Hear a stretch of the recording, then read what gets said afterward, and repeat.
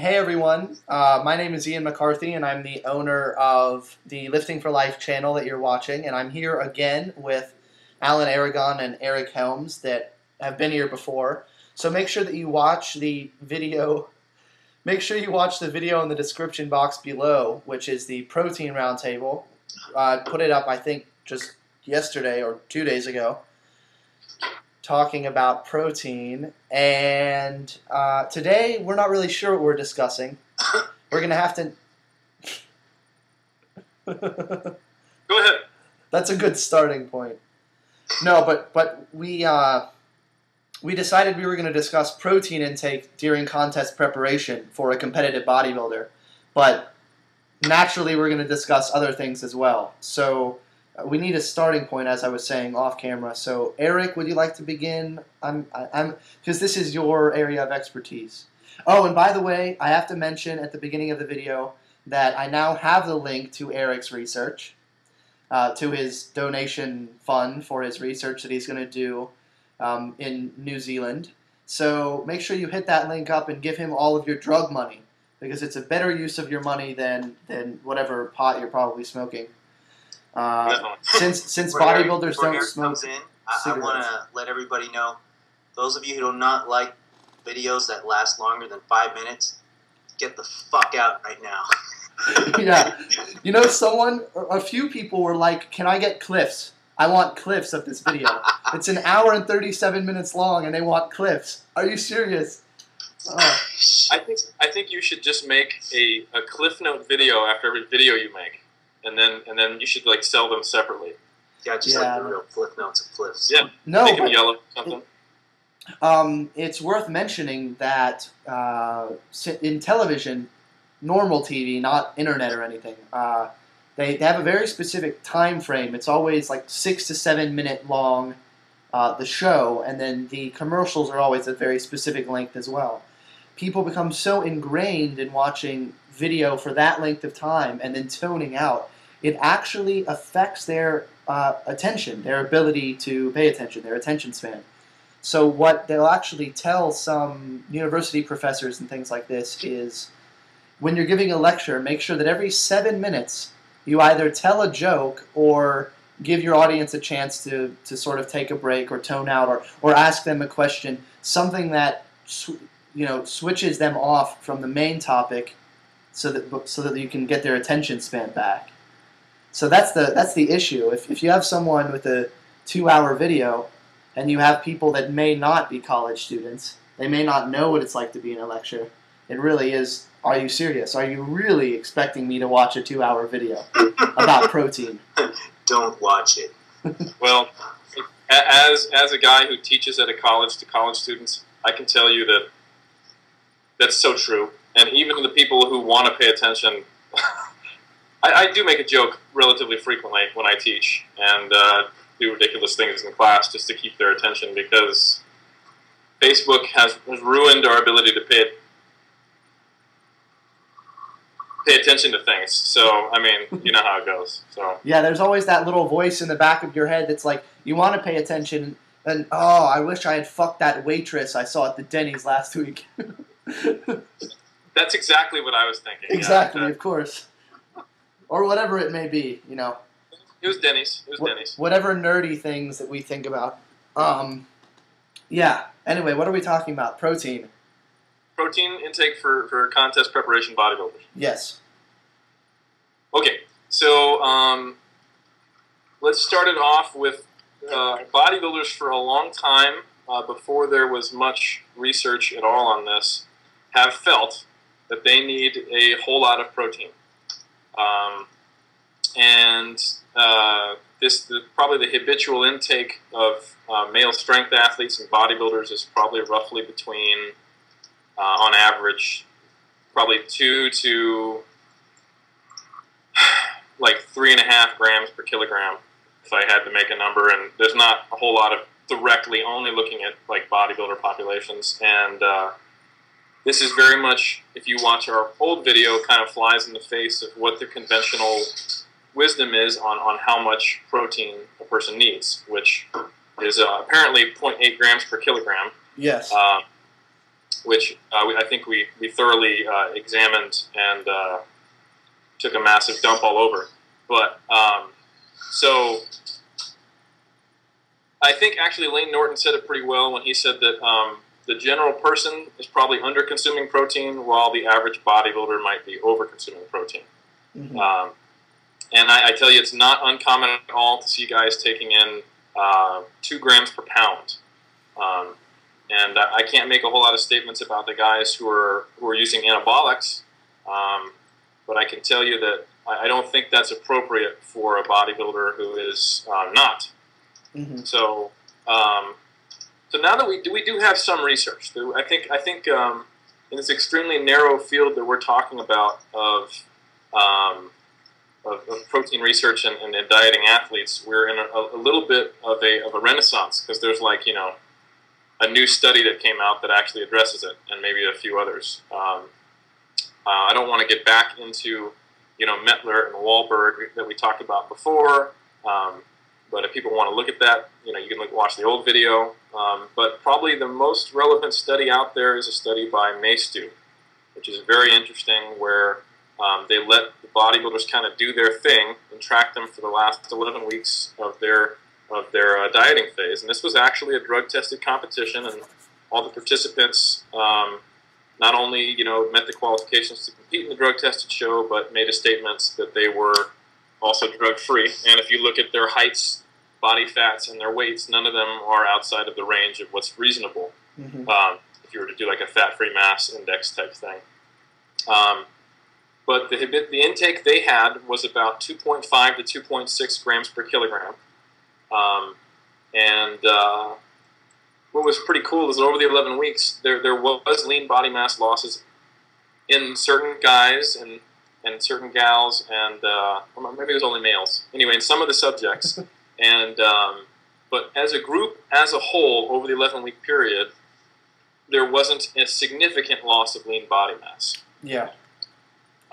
So that might be a decent number that is safe, to say 2.5 to 2.6. And it's interesting because in Mettler, which was 2 weeks, there was a little bit of lean body mass loss, about 0.3 kilograms in 2 weeks, at 2.3 grams per kilogram of protein. And I don't think it's necessarily accurate just to assume that would happen every 2 weeks. They'd just eventually not exist. Mm-hmm. But I think if you were to take what was lost in the Maystu study and break it down, and you looked at the 3 different intervention times, you would see that, although it's very hard to compare the 2 studies at all, yeah. that might be a more safer protein intake, depending on the person. These people were all able to eat on average about 3,000 calories, though, which I found very high for bodybuilders competing. And one thing is that this is a quantitative study that is looking at the actual performance goal of bodybuilding is very qualitative in nature. So I'd be interested to just actually look and see who these group of bodybuilders were, and if all of them got on stage and they were not in very good condition, which is actually very likely. Oh yeah, the reality, right? Mm-hmm. That maybe they weren't on. Maybe they could have gotten leaner. Yeah. That being said, and I wish I could have gotten the full, complete, unabridged, unpublished data, because the authors start talking about 2 subjects specifically who increased their protein beyond what the group norm was. Yeah. Their percentage of calories from protein went from about 28% to 33%. And they intimated that this happened by them dropping possibly carbohydrates and or fat. And one of these 2 guys got to the lowest body fat percentage out of everyone in the study of about 4.8%. Mm-hmm. So we're talking about the guy who was the leanest out of the whole study, lost significant amounts of lean body mass, about 1.8 kilograms in the 11 weeks. Yes. And 1 kilogram of that was in the last, the latter half. When his protein was elevated. Okay. And when he got leaner. Yeah, right? So it's difficult to differentiate between the variables of what's causing that. But what we definitely know is that if you want to get extremely lean, you're probably going to have to go on a greater, more aggressive diet of some type at some point, or longer, which I recommend. And there may be a greater risk. In fact, it would make sense that there's a greater risk the closer you get to essential body fat stores of lean mass. And the way to protect against that, these bodybuilders thought it would be increased, protein. And the researchers thought that it would make more sense to increase carbohydrate instead.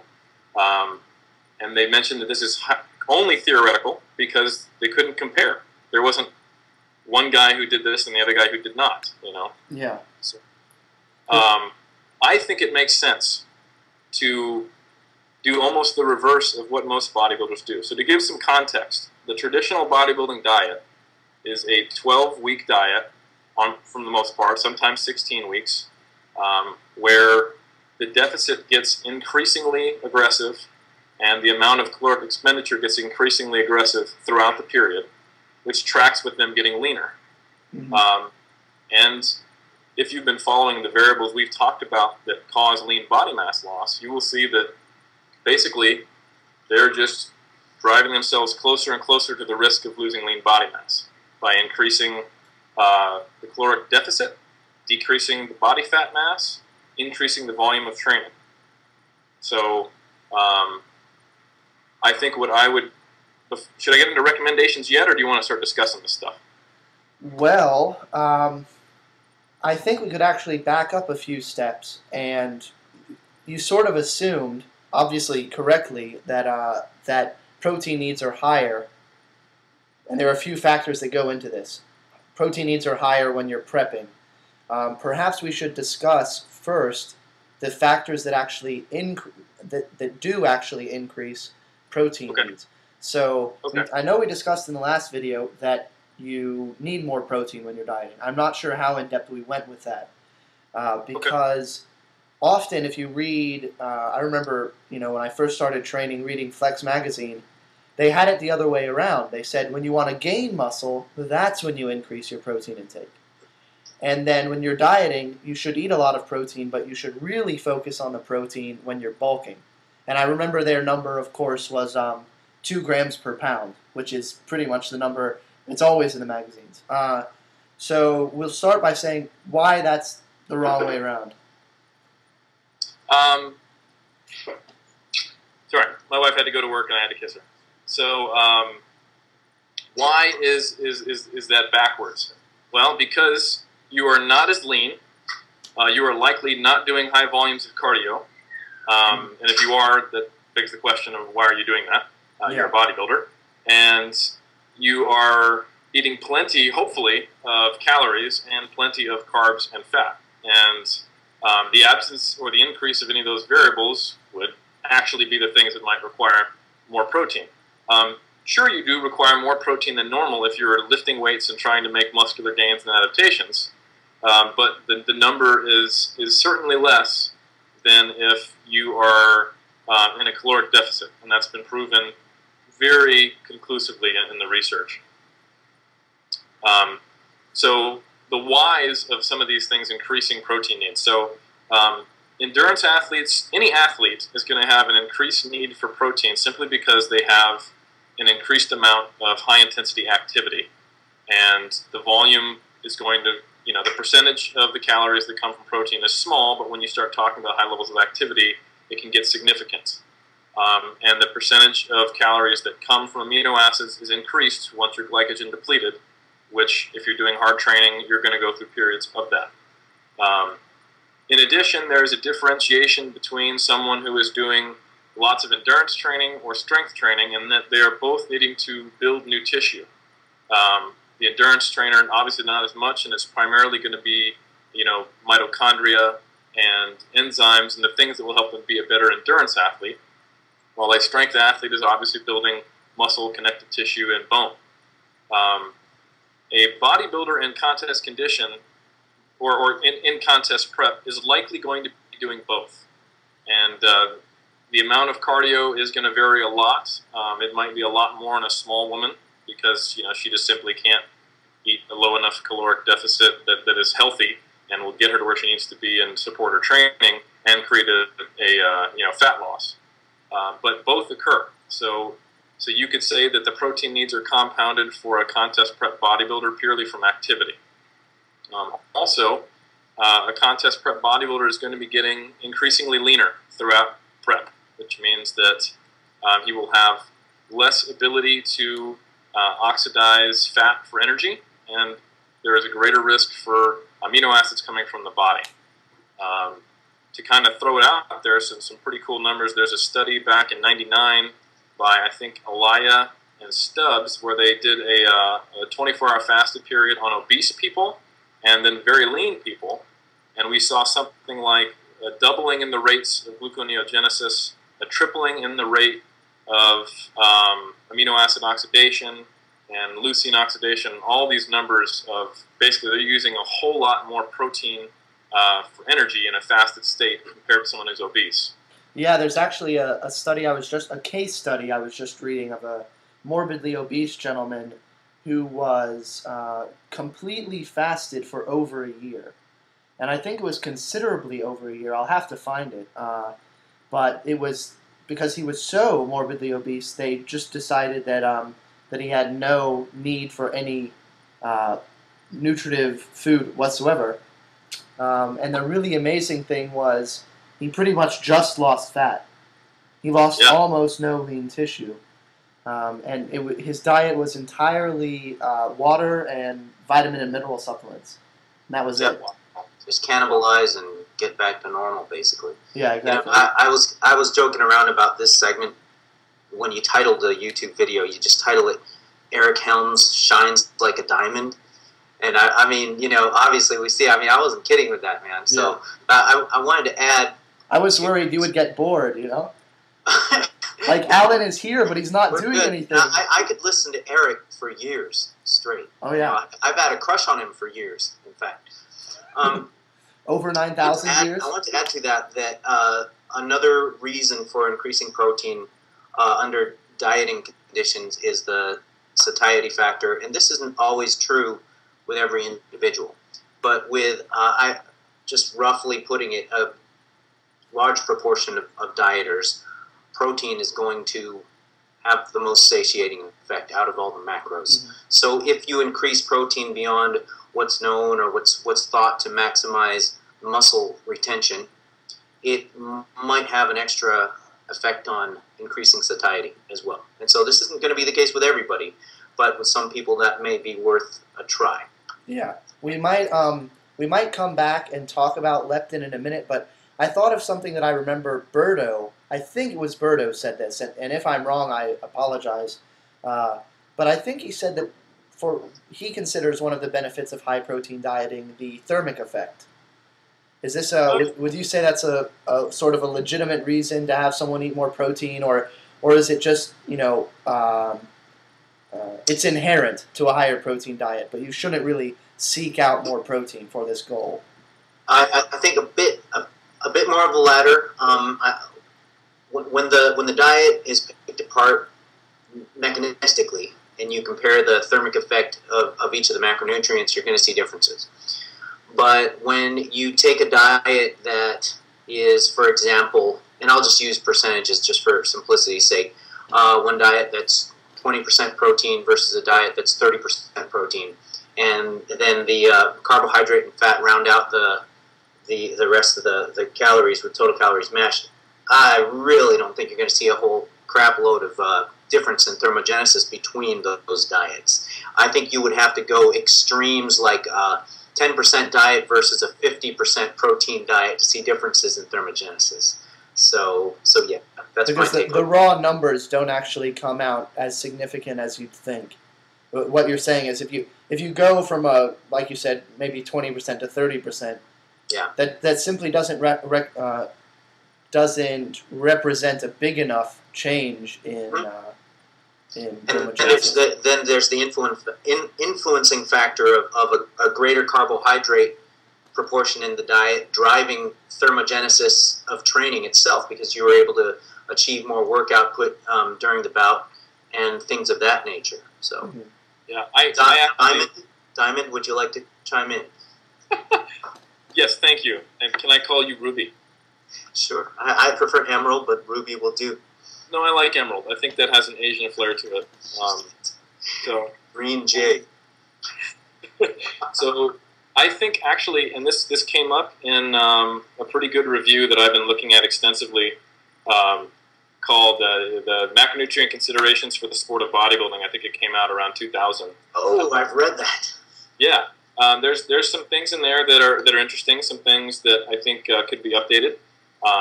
And one of the comments they made was that the protein percentage and its thermogenic effect. I correct me if I'm wrong, but I think it's about 30%, while carbohydrates is 6% or something like that. Carbohydrate depends a lot on fiber content. I think that's the biggest. Sure. Yeah. I imagine like the thermic effect of Pop-Tarts is over 9,000, but it's still a lot lower than oatmeal. Yeah, exactly. But anyway, they made the comment that the off-season diet of bodybuilders being higher in protein may contribute to them being able to stay. I don't necessarily agree with this, but the fact that they're taking in diets habitually that are much higher than what the researchers would recommend, they did a little calculation of, comparing a diet, what they would recommend to say about, an off-season caloric level, literally only about 10 to 12% protein, because they were thinking, off-season you only need 1.2 grams per kilogram, versus what the bodybuilders were actually doing, where their protein percentage came out to about 40%, right? Yeah. And saying that, over time, this may have actually resulted in the prevention of gaining about 6 or 7 pounds of body fat over the course of a year. And I think that's, again, overly mechanistic, not very applicable to the real world, but I occasionally will get, I don't know what it is with females who are getting into lifting for the first time, but they end up having these diets that are like 80% carbohydrate. And there may be an effect there when I have someone actually eat, more than a glass of milk with their 10 bowls of cereal every day, as far as their protein intake. But yeah, I don't think a primary concern, especially when we're dealing with this population, would be the thermic effect of food. I think, in general, if you were to take a nutrition class, that might be relevant to bring up because of the context. But when we're already talking about a population that's going to be trying to figure out not should I be on a low protein diet or a higher protein diet, but how high should my high protein diet be? If you go from one extreme to the other, it will make a difference. But when you're talking about increments, should I decrease protein by 20 grams, things like this, it's sort of a non-issue. Exactly. That'll have a negligible effect at best on thermogenesis. And as Alan intimated, in the state of a caloric deficit, it seems that carbohydrate being higher has a much greater impact on caloric expenditure than protein does from a non-mechanistic standpoint. So yeah, getting on, and we'll come back to satiety because that's good stuff. Yeah, we want to. Well, I'll say, do we want to talk about leptin? Because if we do, that'll be pretty much the rest of the video. But it's fascinating, and let's come back to it. Can we come back to it? Sure. Okay. Okay. So where are we going now then? Well, we almost covered all the things that occur during prep that increase protein needs. Yes. Okay. There was a direction. So we kind of talked about just being lean, right? And how that has an impact. Then we talked about, cardiovascular training and resistance training both having an impact. From there, we also have to look at the energy deficit itself. I don't like in that sometimes it's talked about like it's just either an on or off switch. Are you in energy deficit or not? Okay, protein is up. In reality, it scales very proportionately in a linear fashion of how deep the deficit is. So I think a lot of bodybuilders go on very high protein diets as a function of them trying to get shredded in 12 weeks, which is very difficult to do even if you're starting out at 10% body fat. I think invariably they may have seen better effects with very high protein diets because they're running these absurd, 1,500 calorie deficits per day with expenditure. But to explain why does a caloric deficit increase protein, it seems pretty obvious, but basically, if you have less carbohydrate, if you have less fat, because that is where our calories come from, then the only energy-yielding nutrient that is in abundance would be protein, and that means it's going to get pulled for other reasons. And like we brought up in the last video, there is a maximal amount of fat you can oxidize at a time.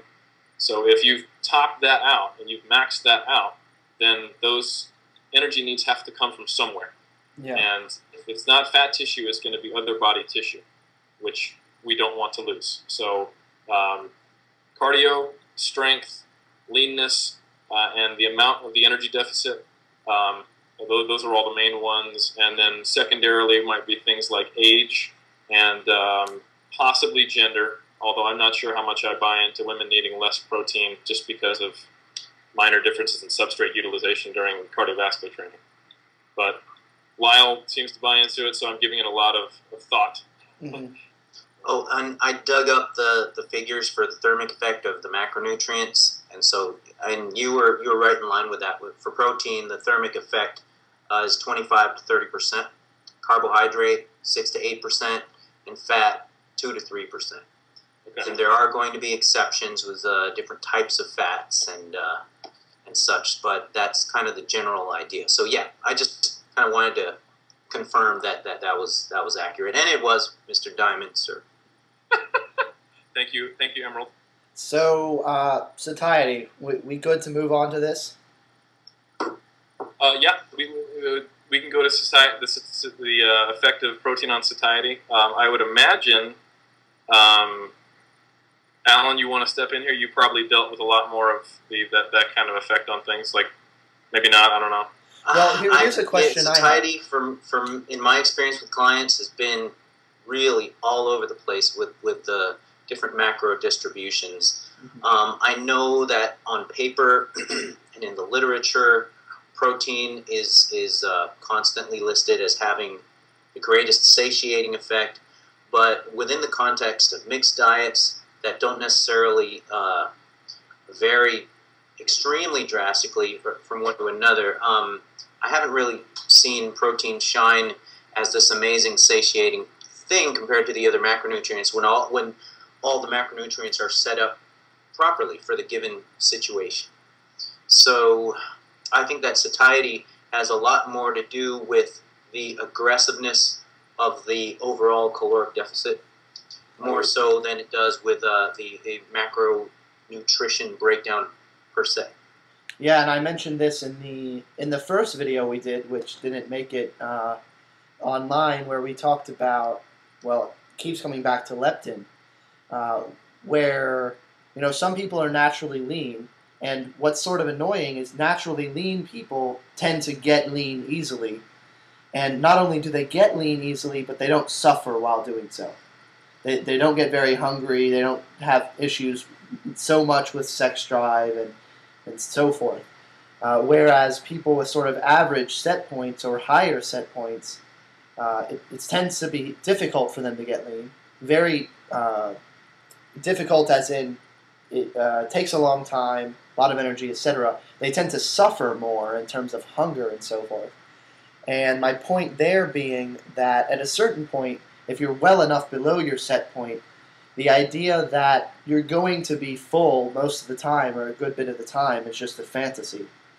And this is why, I've seen diet protocols that are like, I saw one particular carb cycling protocol, for example, where it said like you have a 0 carb day and a medium carb day where you eat a very specific number of carbs, and then you have a high carb day where you eat until you're full. Well, once you get reasonably lean, a protocol like that is just nonsense. It's not gonna. All it's gonna do is make you binge, basically. Yeah. So, if you tell a contest prep bodybuilder who's been at it and he's single digit for a while to eat until he's full, you might have to go on a vacation for a couple months and come back and then check in to see if he's there yet. I managed in 2007 to go from 178 to 226 in 2 months, and it was all muscle. Yeah, Celtec hardcore. Yeah. 7 pounds in 7 days. Wow. Yeah. Yeah. It says so on the bottle. It must be true. Definitely. Well, Have you gotten the new Myo build from Muscle Tech? It's great. It's amazing. They're paying you to say this, but it's still good. As far as, though, I can tell you that you won't be able to prevent chronic hunger on a diet eventually. There will be a point where you're going to get below your set point, and a lot of the things that worked when you were not as lean for kind of keeping your head out of the food focus aren't as effective as you get leaner. But there are things you can do that will at least blunt acute hunger. And when you have to think about it, sure, you're going to be hungry all the time, but what we're really trying to avoid is binge eating. And when the stress of regular life or training or whatever, when stars collide and someone is not able to stay on the diet. And there are things you can do like increase protein intake with the caveat of, okay, I want you to take a scoop of whey before your next meal. Yeah. Have you ever tried that? Take a scoop of whey before a meal, an hour before, and you're going to be annoyed about halfway through the meal, especially if you're in the off season, if you try to actually get through it. Increasing the consumption of fiber, fruit. Fruit is another one that recently in the literature has popped up as being pretty satiating. And you try to max out all of the effects of satiation that you can with the appropriate meal timing of the person, and sometimes getting them to focus on more bland foods. One thing that I like, if it fits your macros earlier in a diet, but once the person is very food focused, and I start seeing them post up these 4-course meals, and they only are 200 calories, and I know it took them about 4 hours to prepare, I'm thinking, God, this guy's got three more months to diet, and he's spending literally 4 hours 3 times a day thinking about food. This is not going to go well. So yeah. There are behavioral things you can do that sometimes involve changes in macronutrients that can improve satiety, and it's very individual. Oftentimes, when I'm ready to make a macronutrient change on somebody and they're not at a lower end threshold of carbohydrate or fat, and even occasionally protein, I'll ask them, what do you feel most comfortable cutting out of your diet? Or would you rather do some more cardio if they're not at the high end threshold of cardio? So there's a lot of, and there should be, anytime you're coaching somebody, negotiation with what can they do, because what makes the most sense on paper at that time might be the thing that leads them to go off the diet and not be able to compete at all. 3-4 weeks or a month later, and what Berto and I refer to as the season-ending injury for bodybuilders is the uncontrolled binge. That's the injury that bodybuilders get most of the time that prevents them from competing. It's more of a stomach stretching injury. I totally agree with all of that, and those are all great points. And I wanted to touch upon something that Ian brought up about carb cycling and how it can be just this random setup of a high carb day, medium carb day, low or no carb day, just randomly set up in the week. And I frankly think that's just silly. I mean, there's no rhyme or reason to it. There's typically no relationship to the type of training that's being done on the given day for the low carb or high carb. I mean, sometimes there is an attempt to do that, but in my observations, at least lately, the complication of high carb days, medium carb days, low carb days, and no carb days just tends to go a little bit overboard, and it isn't necessary, and in a lot of cases it's not beneficial compared to a simpler setup of maybe like a 2-tier type of cycling thing, just based on a couple things. One scenario might be where the training fluctuates in volume and or intensity. And then another scenario being like typical cyclical low-carb thing where a refeed occurs once a week or twice a week or whatever the case might be. I think that a lot of carb cycling protocols are just random and they don't have any rhyme or reason. Yeah, I mean, I think that the 2 points there, first of all, they're not beneficial. But secondly, they really are detrimental, not necessarily in terms of the physique question, but I actually spent an hour on the phone last night with Skip LaCour, who I have to say is one of the more interesting people I've ever met in the industry.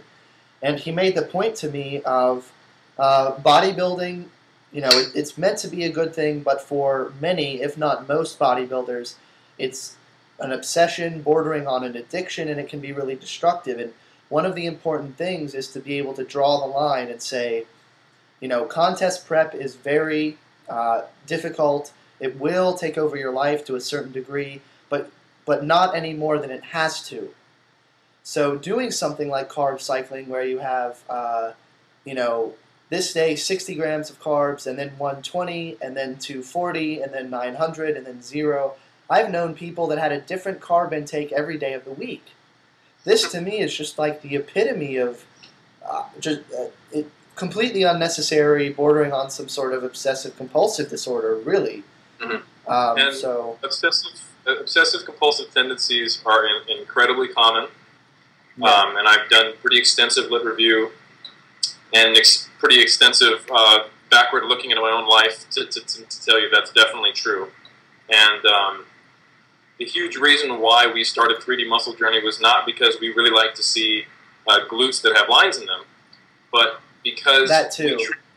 That too, though, right? Yeah. But it's truly because we think bodybuilding, like Skip LaCour said, can be a healthy, expression of life. And for me, I learned what I was capable of by getting myself through prep, and it was an experience that made me stronger. It was also an experience that got me on the verge of an eating disorder and damaged some relationships in my life. And I think through that negative experience, I saw that everything in life is a double-edged sword, and it's a matter of know the strengths, know the weaknesses, and know how it can be done. And oddly enough, that once we started approaching bodybuilding from a very balanced, healthy way of trying to deal with the person as a person, being a little less OCD with it, not only that, but people started getting very, very shredded because they could actually make it through the diet. Mm-hmm. And I've run into many people who have extremely unhealthy approaches to the sport, and they are invariably the guys and gals who don't stay in the sport very long. They only make it through a couple of seasons. And I found a pretty cool psychosocial study showing that the level of self-confidence, physique satisfaction, and obsessive-compulsive behavior is lower in advanced level bodybuilders. Mm-hmm.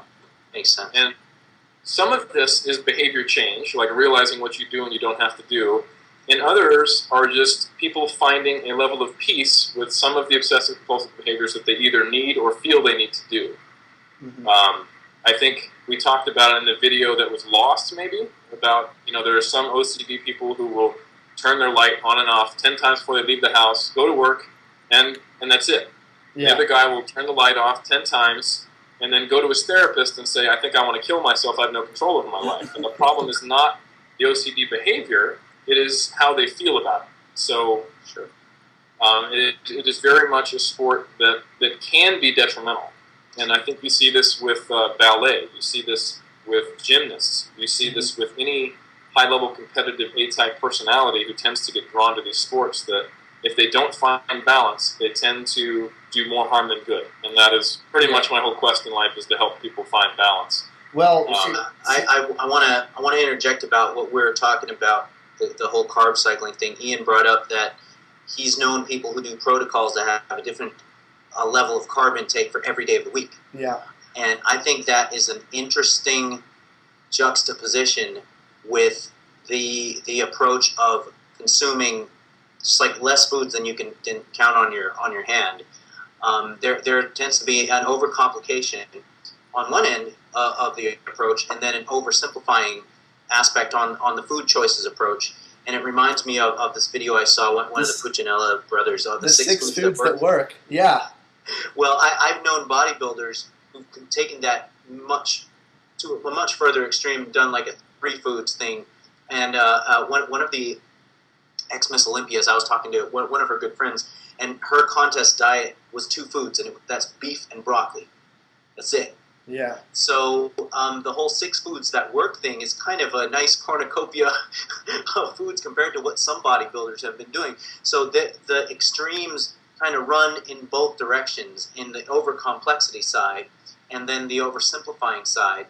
And I think it's no surprise, but interesting nonetheless, that people can think that they're eating this super clean pre-contest diet, but also running into a range of micronutrient deficiencies, and it's almost inevitable when you take an oversimplified approach to food choices. Yeah, so I mean, that's a little bit of a tangent, but it still affects people both physiologically, psychologically, and the whole range. well, we're pretty far off the topic, but it's interesting, so we might as well continue. I mean, the interesting thing about clean eating, and the reason why I'm so vehemently against it, is that the clean eaters typically get the macronutrients and the micronutrients wrong, because they have a certain list of foods that are good, and more of them now track their macros as well. But you'd be surprised how many of them don't.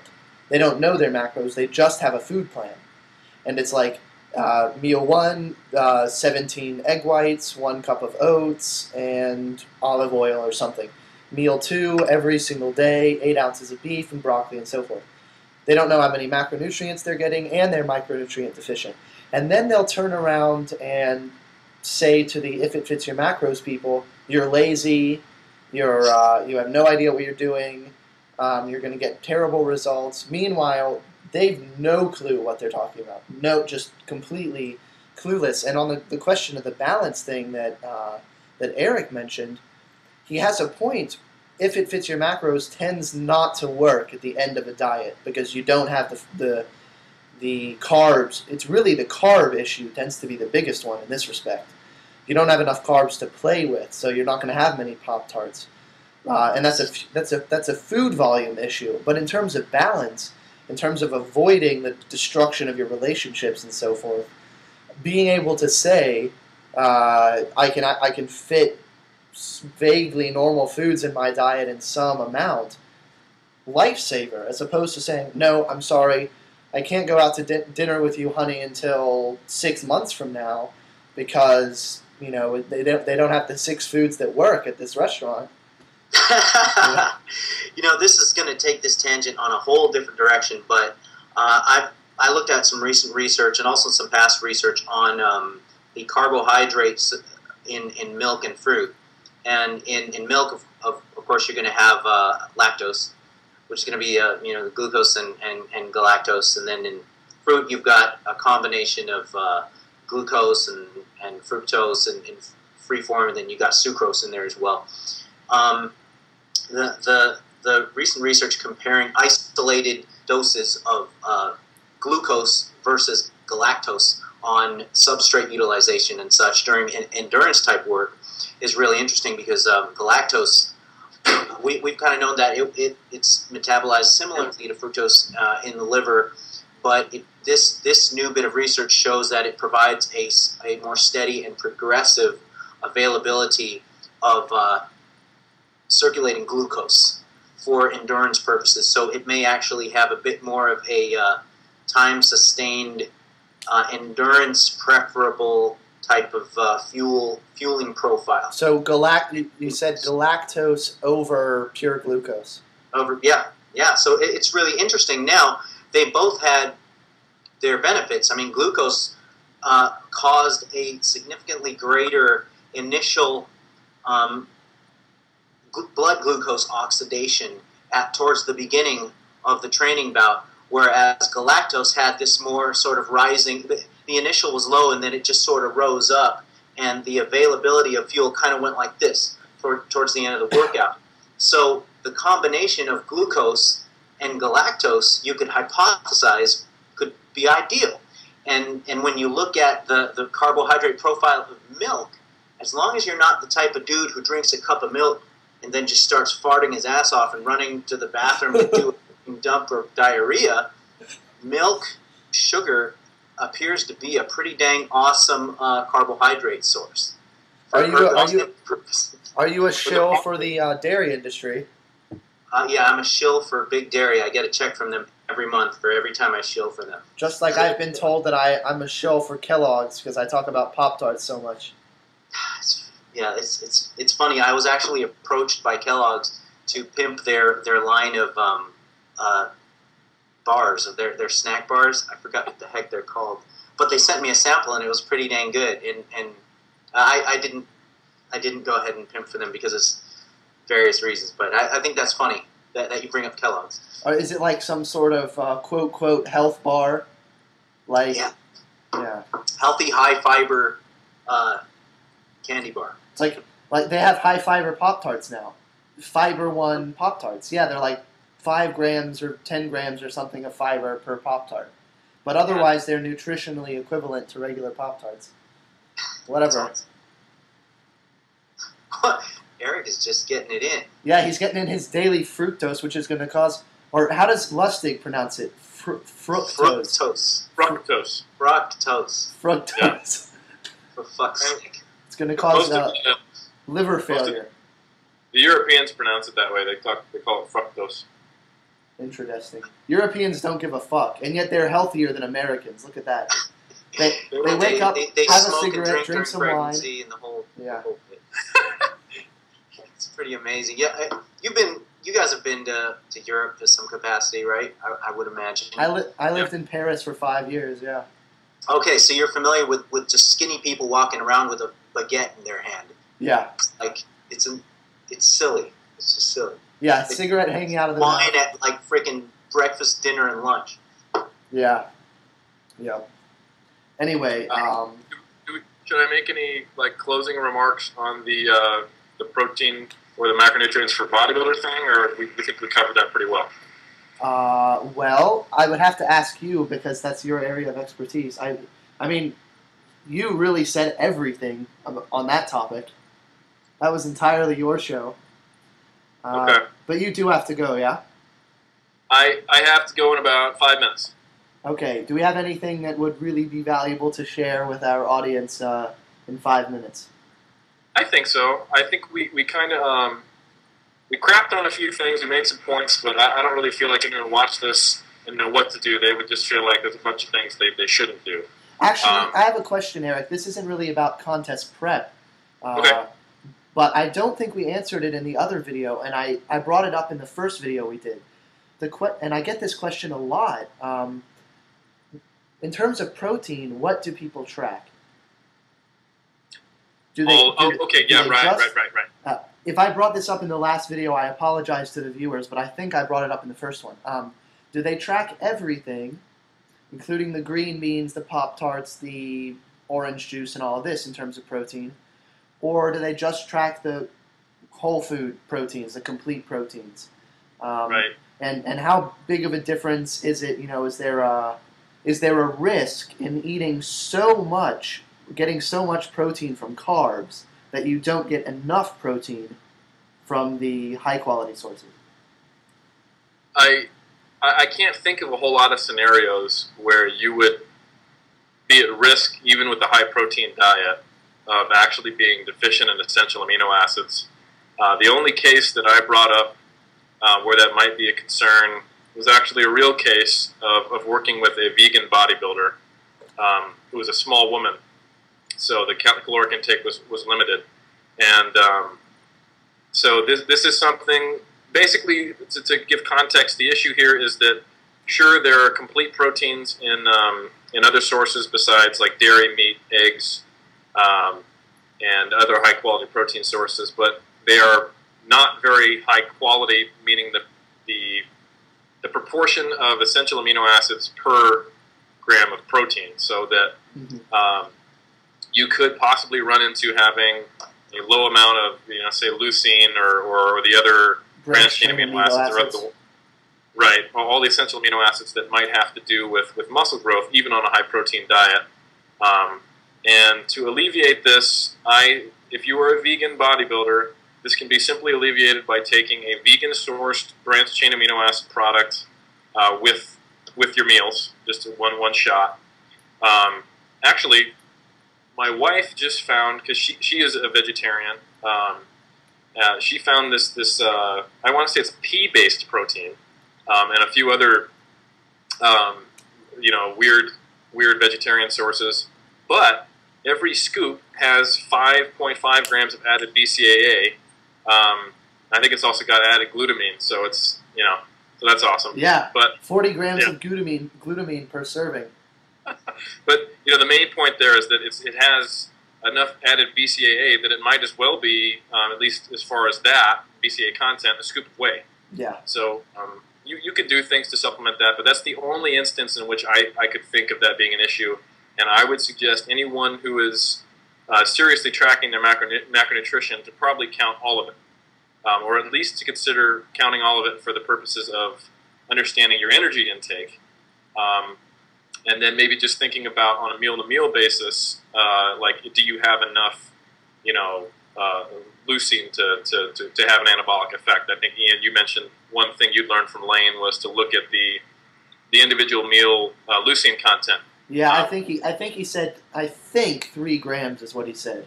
Really maxes out the anabolic. That's good about it. Yeah, how much you can really do with that in practice, how far you can apply that to practical recommendations is questionable. But when you do the math, like 6 to 8 ounces or 6 ounces of most meats, that's what you're talking about, around that amount of leucine. So in practice, it actually works really well. Guys, I wanted to touch upon 3 things. I know we're kind of racing against the clock here. Yes. Higher fat versus lower fat and its effect on serum androgen levels, or testosterone levels. I glazed over the research in that department, and I saw that, testosterone dropped when fat was lowered from 40% to 20%, or 40-ish% to 25-ish% of the diet. And I looked at that, and I'm looking at the actual amounts, and the habitual intake of fat of these folks who were put on the fat drop and they experienced the testosterone drop, their habitual intake of fat was 147 grams per day. And what? Yeah. And so they were dropped down to 76 grams per day, and that's where they saw the drop in testosterone. Now, kicker, they didn't control total calories, so total calories were down 500 as well. So it's not necessarily a proportional drop in fat that might decrease the testosterone levels, but it might be, number one, a difference between habitual intake and just slashing that baby in less than half. Mm-hmm. And number two, it could be a matter of just dropping calories, which makes sense. Yeah. So there's different issues with that we could go on about, but I wanted to mention that because a lot of folks are worried about testosterone drops due to reduced dietary fat. And that can be a legit concern in severe dieting conditions. If you're going to put somebody on 10% fat when they're dieting on under 2,000 calories, yeah. I think that's a bad idea for preserving serum androgen status. Well, go ahead. So yeah, go ahead. Well, I was going to say there's also the relationship with leptin. When leptin is either very, very high or very, very low, it has similar effects inverse effects on testosterone. So you see really, really heavy people. Well, obviously you have the issue with the romanization, so there are a couple of problems there. But when you're very lean, the testosterone drops by default, independent of the fat intake question. So if you're a natural bodybuilder... Somebody asked a question. They said in your last video, when you talked all about protein, you didn't really cover what would be an optimal amount of protein to consume while bulking. So I gave it a little bit of thought. And, I would throw the number out there of about 1 gram per pound is a little more than you probably need. Yeah. But it also covers a bunch of the hypothetical stuff having to do with anabolic drive. And also, it does not impinge upon your allotments of the other macronutrients. So I would say right around 1 gram per pound, or 2.2, 2.3-ish grams per kilogram for bulking. What would be an optimal amount for bulking? And I think it's important that people realize it's better to err on the side of slight excess when it comes to protein, so rather than underdoing it. I think we can wrap it there, yeah? You have something? One more thing, and you got either one of you guys can answer this if you want. People were asking, is there a limit to the amount of protein that you can consume in one swoop that'll be useful for that the body won't waste? Well, as much as you can eat without vomiting is the correct answer. I mean, that's just that the limitation is how much you can physically consume. So And on an addition to that, I think I get this question all the time, and I think the problem there is that the words absorb, use, waste, and need are thrown out by people who don't necessarily know the context of each one and assume them to all be the same. So, there's studies showing that, 25 grams of whey will maximally stimulate protein synthesis, and anything beyond that is unnecessary for stimulating muscle protein synthesis in that time period. Yeah. And but that's not absorption. I mean, you will still do something with the protein. And then you've had a portion of your small intestine removed, you're probably going to absorb almost all the protein you eat, Yeah, what's someone on bodybuilding.com talked about the absolute limits of nutrient absorption,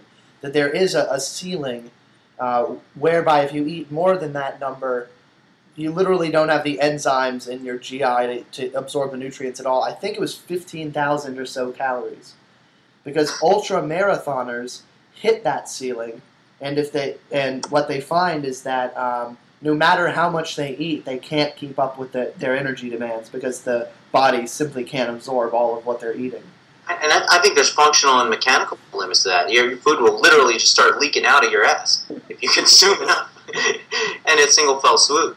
And stepping back a couple of steps on the note of amount of protein per single dose being useful or optimal or whatever, I think a distinction has to be made between what dose of protein would be conducive to muscle retention versus what dose of protein would be conducive to muscle growth.